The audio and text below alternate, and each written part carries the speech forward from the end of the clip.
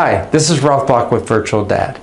And today I want to talk about the 5 biggest mistakes that college grads make.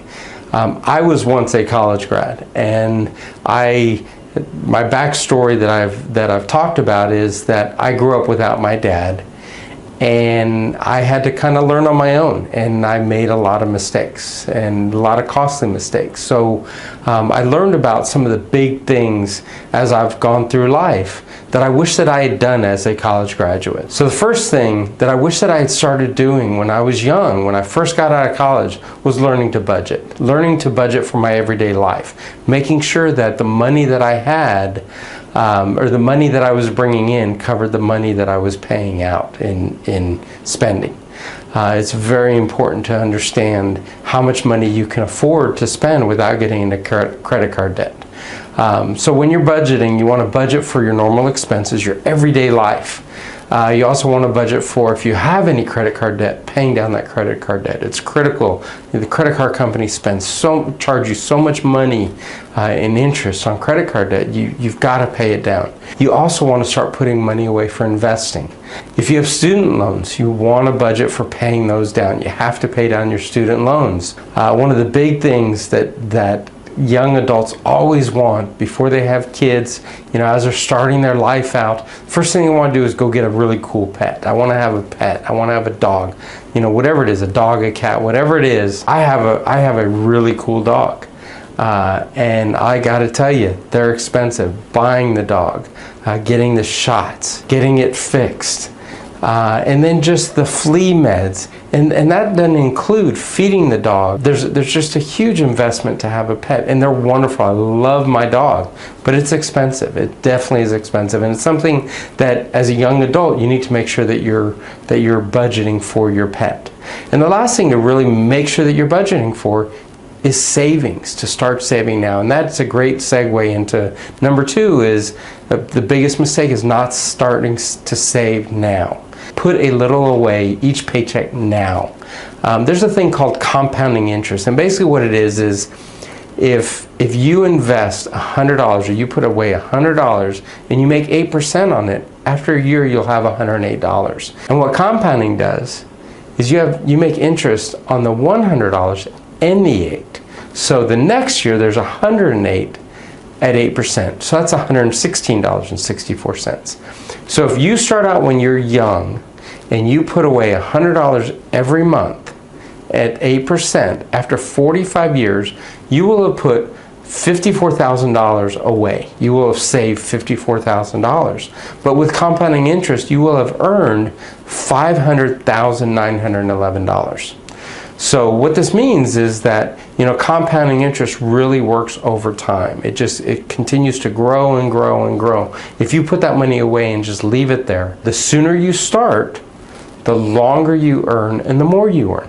So start saving now, and don't make the mistake of not starting while you're young to start saving. And basically start saving and put that money away and forget about it. Just let it sit there so that way when you're older and you're ready to use that money, it's there for you.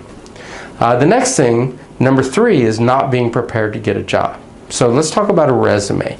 Get as much into your resume as possible. Whatever you've done through school, and if you're young and you're just graduating from college, if you've been in any clubs, done any sports, any internships, internships are great ways to build your resume. Any jobs that you've taken, while you're in college, while you're in school, or while you're young, just any job that you had, show that on your resume. It just shows that you're employable. And that's very important for your potential employer to understand that yes, you have the responsibility to get a job and keep a job. Any special classes that you've taken. So the thing you want to do with your resume is you want to make it interesting. Tell a story to the person that you're sitting across the desk from that's considering hiring you. Tell a story that's interesting to them. Keep them interested in you. So you want to do that with your resume. Probably the biggest thing that you can do to help you get a job is to get a job. Whether or not it's the job you want, if you have a job and then you're looking for a job, it's so much easier. One, you don't feel yourself that you're desperate, that I need to find a job. I have to find a job because I already have a job. So get a job. It may not be the perfect job for you, but just get a job. And then from there, if it's not the one you want, then grow into the next job. Continue to grow into the next job. With regard to jobs, make sure that your transportation and your commute isn't so bad. My daughter last summer took a job that was 45 minutes away, and there was tolls to get there, and it cost her some money. She made good money doing it. It was an internship, and she actually made money doing it. But it was 45-minute drive every morning and every evening. So just think about that. As you're taking a job, think about where you live and what the transportation is. And people that live in the bigger cities, if you can commute, if you can take the train in, the further you are away though, the earlier you have to wake up, the more traffic you have to fight, and you want to make sure that when you do get a job that you're on time. The other thing you can do to really help yourself in getting a job is basic computer skills. Understanding Excel, Word, PowerPoint. There's just certain things that are just basic to any job that you have. Understanding whether you're understanding how to work a cash register, whatever it is, some computer skills will help you to get a job. And having those skills, whatever you need to do to attain those skills, it will help you going forward in those jobs. The next big mistake that college graduates make is not cleaning up your social media. Great social media posts are great for friends, but they're not so good for employers. And yes, they do search and they do look at your posts. So clean it up before you apply. It could be the difference between you and another candidate getting the job. All right, number 5, and this is big, I'm a true believer in this, is not traveling before you get settled. Go see the world.